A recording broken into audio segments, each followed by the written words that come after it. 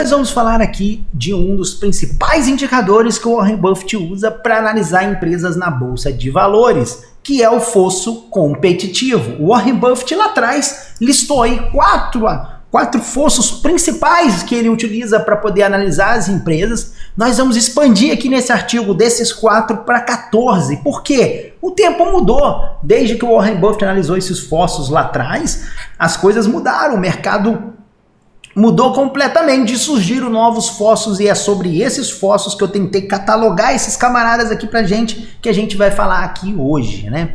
Bom, para quem não sabe o que é um fosso competitivo, né? Ele é mais ou menos isso aqui, cara. Ó, você imagina que você tem um castelo, você quer proteger o seu castelo dos inimigos. Você não quer que os inimigos invadam o seu castelo, então você vai construir um fosso em volta do seu castelo. E o que o Warren Buffett falou? Warren Buffett disse que quanto maior esse fosso, mais protegido você está dos seus concorrentes. Esses cavalinhos que vocês estão vendo aqui atacando o castelo são os concorrentes da empresa que você quer comprar. E quanto maior é esse fosso, mais difícil é deles tomarem os clientes, tomarem os serviços, tomarem o mercado dessa empresa. Então por isso que o Warren cita 4 fossos importantes, que são economia de escala, marca, barreira competitiva, barreira de entrada, né, na verdade, e o elevado custo de transferência. Ele cita esses 4 fossos aí na carta dele. A gente vai expandir isso um pouco aqui nesse artigo, mas antes disso, eu vou explicar para vocês quem eu sou, quem é o Viver de Dividendos. É esse camarada aqui do blog viverdividendos.org. Ali a gente fala sobre finanças no mercado americano, onde eu vou explicar ali para você que é brasileiro como investir na bolsa americana, desde o passo zero até a parte avançada. Nós temos esse artigo aqui, ó, primeiros passos para se viver de dividendos. É isso mesmo. Você que está cansado de ficar trabalhando por dinheiro e quer botar o dinheiro para trabalhar para você, aqui é a casa dos dividendos e é aqui que você vai conseguir construir uma carteira que vai te fornecer uma renda passiva e finalmente você vai poder fazer, como diz o nome do blog, viver dos dividendos. A gente tem um roteirinho ali para você seguir, tem até um fluxograma e muito conteúdo, já são 27 milhões de visualizações aqui no blog e esse número vem crescendo, graças a Deus o pessoal tem gostado bastante do nosso conteúdo. Então entra lá, viverdividendos.org, porque isso que você vai ver aqui no blog, no YouTube, é só uma fração do nosso conteúdo, beleza? O resto tá lá, eu preciso que você entre lá. Warren citou 4 desses fossos, né? Nós vamos ampliar mais 10 fossos modernos, vamos dizer assim. Alguns já são nem tanto modernos mais, mas nós vamos tentar trazer outros 10 novos fossos. Vai ser uma tarefa difícil, eu tenho 5 minutos, eu não vou conseguir. O primeiro deles é o retroalimentado. Muitas empresas têm esse perfil. Então, assim, você pega, por exemplo, o caso do Walmart, ó. O próprio negócio do Walmart, ele meio que alimenta ali a engrenagem toda, vamos dizer, né? Então ele tem um baixo custo. Por ele ter um baixo custo, ele atrai muito cliente querendo comprar. Esses clientes buscam ele, né? Que você tá aqui, ó, tá vendo aqui, ó, buscam ele por causa dessas vendas. E aí esses clientes desse baixo custo, esses clientes aumentam o volume de venda e por ele ter um volume muito alto, ele tem um baixo custo. Então fica assim meio que uma coisa retroalimentando a outra. Tem algumas empresas que a gente citou aqui, a Amazon, Google, Microsoft, tem outras, muitas outras que tem esse perfil do fosso competitivo, né? Ou vamos dizer assim, da vantagem competitiva. Eu não sou muito bom para traduzir esses termos em português, então eu coloquei esse termo aqui, retroalimentado, né? Mas o termo correto é esse aqui, ó. Tem um artigo aqui que vai explicar sobre esse termo aqui, vantagens do Fly Health. E aí você vai ver o artigo do Max Olson aí, tá explicando isso tudo, inclusive aquela imagem eu peguei daqui, deem uma olhada nesse texto que explica um pouquinho sobre esse fosso retroalimentado. Vamos falar de empresas que têm multinegócio, são empresas que conseguem ter mais de um negócio ali dentro, conseguem lançar produtos novos para sua rede de clientes, vamos dizer assim, ou de usuários. A gente citou alguns exemplos aqui, a Amazon com a AWS, né, que ela já tinha muitos servidores e conseguiu aproveitar isso, lançar isso para sua base. A Tesla com seu Megapack, ou mesmo a própria Apple lançando o seu Apple Watch e inúmeros outros produtos que a Apple consegue engatar ali na sua base de usuários, né? A gente tem aquele fosso da empresa que tem um agregador, né? Ou seja, o que seria isso? Elas juntam um conteúdo muito grande de usuários, né? E com isso acaba gerando custos marginais próximos a zero e efeitos de rede multilaterais e orientados pela demanda, né? Então, assim, a gente pega um exemplo do Facebook, do YouTube, do Airbnb e do Uber. Mas a gente poderia colocar a Amazon também? Acho que dá para colocar a Amazon. Por exemplo, a Amazon ela é um agregador, querendo ou não, de muitos outros fornecedores que vendem ali dentro dela, né? A gente tem o Mercado Livre, que também tem um pouco dessa pegada, a Shopee, enfim, tem muito e-commerce que está nessa jogada aí já de ser um agregador. É uma vantagem competitiva isso, porque é difícil de você conseguir tirar essas empresas que colocam os produtos nesse agregador. É difícil de você conseguir tirar de lá. E isso acaba também sendo retroalimentado, porque você tem muita empresa anunciando ou divulgando, colocando produtos lá naquele marketplace, né? E você tem muito usuário buscando isso. É o caso do Uber, é o caso do Airbnb. Você tenta lançar outro Airbnb que você não vai conseguir. Isso é um fosso competitivo que eles têm. Então é um ponto positivo. A gente tem o quarto aqui, ó, gerador de conteúdo em loop, beleza? Então você vai ver que tem muitas empresas que têm essa pegada, que eles meio que geram, né? Vamos dar um exemplo aqui do Glassdoor, TripAdvisor, Zillow, que os próprios usuários geram a demanda, né? Eles geram informações para que outros usuários consomem essa informação e acabam gerando mais informações ainda, né? A gente tem um artigo que fala sobre isso também, né? Um artigo bem legal que fala sobre essa parte aí do Data Content Loops. Vale a pena você dar uma olhada nesse artigo aqui que vai explicar um pouquinho sobre esse fosso. A gente tem a questão dos negócios leves. O que seria um fosso dos negócios leves? São aqueles negócios que consomem pouco dinheiro, né? Eles às vezes já estão com dinheiro antes mesmo de pagar os fornecedores. Tem um vídeo que eu faço da Amazon mesmo, que eu analiso isso, né? Onde a Amazon ela consegue receber o dinheiro do cliente, ela pega esse dinheiro, faz um novo investimento, né? Uma nova compra com o fornecedor e bota para vender de novo. Às vezes ela consegue fazer 2 ciclos do dinheiro antes de ter que pagar o fornecedor. Tem umas técnicas de análise fundamentalista que você consegue acompanhar o ciclo desse dinheiro. A gente explica lá no blog viverdividendos.org, tem explicando sobre o ciclo do dinheiro, né? Como funciona esse ciclo aqui.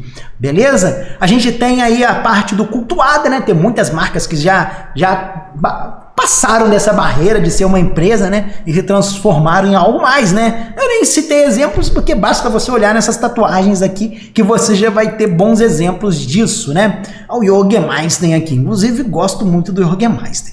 Complexidade extrema. Tem algumas empresas que têm uma complexidade para poder você conseguir desenvolver um produto parecido que é bem complicado de você conseguir atrair concorrentes. Vamos dar um exemplo de foguetes, carros elétricos, manipulação genética, ecossistemas de hardware com mais software, né? Você pega, por exemplo, o caso da Apple. Ela é um software mais hardware. É difícil de você conseguir bater de frente. A própria Android, né? O Google não tem o hardware, né? Ele só tem o software, né? Então a gente não poderia encaixar ali.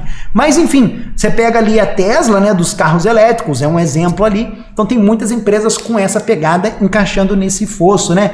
Aquela questão de multi-países, operações e expertise. Isso é um fosso. É uma dificuldade. Você pega, por exemplo, a Amazon não emplacou aqui no Brasil. No Brasil ela não pegou. Se você for em outros países, você vê que ela tem uma dominância, mas aqui ela não conseguiu encaixar. O próprio Walmart tentou entrar no mercado aqui e não conseguiu. Tudo bem que não era um mercado online, né? Mas vamos pegar o caso da Amazon, né? Enquanto isso que você vê, o Mercado Livre, ele conseguiu, né, se solidificar aqui no Brasil. Ele tem um market share interessante. Quando a Amazon chegou, o pessoal falou, vai acabar o Mercado Livre. Não vai, ele continuou, tem a fatia dele. A Shopee também conseguiu entrar bem no mercado brasileiro, entendeu a dinâmica ali, etc e tal. E a Coca-Cola, né? A Coca-Cola, ela tem, tipo assim, o poder da Coca-Cola não é só a marca, né? Ela poderia ter uma marca fantástica, mas e se você fosse lá no meio do Oriente Médio, no deserto, ou lá no meio da Amazônia e não tivesse Coca? Não adianta nada a marca. A vantagem da Coca é que você acha Coca em quase todos os lugares que você vai. Então, é uma vantagem competitiva dela. Outro ponto, uma empresa ser escalável, né? Então, assim, nem sempre você ser o primeiro quer dizer que você vai ser o melhor. Então, assim, eu dei um exemplo aqui, o Google foi o 12º mecanismo de busca, mas ele conseguiu escalar isso, e isso fez com que ele crescesse. O Facebook, ele não foi a primeira rede social, ele foi a 10ª rede social, teve muito mais até, eu acho, né? Mas assim, de sucesso, foi a 10ª que conseguiu escalar isso. E o próprio iPad, ele foi o 12º tablet E se a Apple não tivesse conseguido fazer uma produção em escala do iPad, ele não teria engatado, entendeu? Uma velocidade de escape. Isso aqui é um livro que tem muito interessante, que você pode dar uma olhada, mas não vou conseguir abrir aqui, mas a gente dá o exemplo aqui da Salesforce escapando da Oracle, né? A Nvidia escapando da Intel. Olha a Intel hoje, como é que tá? Olha a Nvidia lá atrás. E a SpaceX e a Blue Origin, né? Escapando ali da NASA, né? Então, muitas vezes, o seu concorrente, ele joga uma força gravitacional para te destruir, você consegue escapar dela e trilhar ali um novo caminho, o seu próprio caminho. Poder de precificação reverso, isso é um ponto importante, né? Eu dei um exemplo aqui para vocês aqui sobre os carros, né, elétricos, né? Você pode ver aí que a Ford perdeu cerca de 70 mil dólares, né, na fabricação de cada carro elétrico. Então, assim, é um custo muito alto. E muitas vezes o poder de precificação, eu fiz um vídeo aqui, né, no nosso blog sobre a Tesla, um balanço comentado, bate aí, balanço comentado da Tesla. Você vai ver o preço do Tesla final é muito mais baixo do que dos seus concorrentes. A Tesla, se quiser reduzir ali uns 40% o preço do seu carro, ela reduz e ainda mantém uma boa lucratividade, e isso destrói com seus concorrentes. Então, ela tem uma vantagem competitiva nisso. 12ª, estamos acabando, mas a gente chega lá. Disrupção no modelo de negócio. Então, assim, você tem alguns negócios, né, que as pessoas pagam pelos produtos e serviços. Pode ser tão poderoso quanto transformar uma tecnologia. Você tem, às vezes, um oferecimento de um teste grátis, ou às vezes a forma como você entrega esse conteúdo para as pessoas. Isso daí pode meio que ser uma vantagem competitiva. A gente pega, por exemplo, o caso da Netflix contra, sei lá, as blockbusters aí da vida, né, que alugavam lá DVDs e filmes. Pô, a forma como a Netflix te entrega esse material, esse produto é muito diferente. Poderia pegar talvez o Spotify comparando com outras vendedoras de disco, etc e tal, entendeu? Então isso aí é um ponto positivo aí na forma. A gente tem dentro da área de TI, né? Por exemplo, eu tenho uma ação que é do MongoDB. Ele entrega já um banco já configurado para você, tudo pronto ali, você não tem que baixar aquilo para... Então, assim, tem várias outras pegadas e estratégias nesse ponto. A gente tem aquelas empresas antifrágil, né? Que são empresas, né, que elas podem se beneficiar aí com o caos do mercado mais do que algumas outras, né? Então, geralmente são empresas que têm uma geração de caixa muito forte e nenhuma dívida. Então, ela aproveita ali que o mercado tem queda e ela vai crescendo em cima dessa galera, né? Então, a gente tem essas situações também. Baixo custo de marketing, que é um dos pontos. Eu até coloquei 14, mas na verdade está bem mais do que 14 aqui, né? Baixo custo de marketing, que é um ponto, né? Por exemplo, a gente pega empresas como a Atlassian, por exemplo, ela não precisa de divulgar os seus produtos na sua base de usuário, ela tem uma divulgação muito forte já. Retenção de funcionários, isso pode ser importante, empresas conseguem, às vezes empresas militares que têm um alto grau de complexidade na fabricação ali dos produtos, né? Reter esse funcionário pode ser uma vantagem, né? E algumas empresas de TI, por exemplo, eu estava até falando da Unity, né? É uma empresa de desenvolvimento para jogos e ela tenta reter essa equipe de desenvolvedores ou de funcionários de uma certa forma ali, né? Capacidade de se reinventar, isso é um fosso competitivo, se a empresa tiver essa possibilidade, essa capacidade, a gente vê o próprio iPhone aí que matou o iPod e por aí vai, né? E os copiadores, nem sempre, às vezes, você ter a capacidade de se reinventar pode ser bom, às vezes você pode ser bom em copiar. Algumas empresas são muito boas com isso. A gente pega a Microsoft que copiou o Teams. A gente tinha o Slack, que vamos dizer assim, era já uma versão de chat mais moderninha. A Microsoft foi e lançou o Teams, que era uma cópia do Slack, e conseguiu bater o Slack, né? A gente pega o Facebook com Stories e Reels, né? Que o Facebook, o Zuckerberg é o mestre da cópia, né? É o homem que copiava, tinha que ser o apelido dele, né? E o Google com Bart AI, né? Tipo, copiando aí o chat GPT. Então tem algumas empresas, você pode observar, geralmente são empresas mais antigas, elas já têm uma dificuldade em inovar, elas são boas copiadoras, e isso é importante às vezes, entendeu? Quando o nome torna-se um verbo, né? Então isso aí também é assim, sincronizando um pouco com aquele de tipo, você idolatrar a marca e tal, né? Então você vai em um Slack.me ou um Googlar, né? Tipo, uberização, enfim. Citei aí 18 novos fossos que a gente não tinha abordado, né? Vou até mudar o título aqui que eu botei o título errado. 18 novos fossos que a gente não tinha abordado, além daqueles 4 que o Warren Buffett tinha falado. Então, é um indicador muito importante para você na hora de analisar empresas, principalmente se o seu foco é empresas visando o longo prazo, empresas para se investir e viver desses dividendos dessas empresas, ou viver da renda passiva dessas empresas. Ela tem um fosso, é importante para que ela consiga sobreviver no longo prazo, e algum desses fossos aqui vai te ajudar a identificar essa empresa. Se você gostou desse conteúdo, se inscreve aqui no nosso canal, deixa um like aí no vídeo que vai nos ajudar. E acima de tudo, entra lá no nosso site para você ficar por dentro de muitas outras informações sobre o mercado de investimentos. Ali é a casa dos dividendos. A gente espera lá, viverdividendos.org. Um abraço e até a próxima.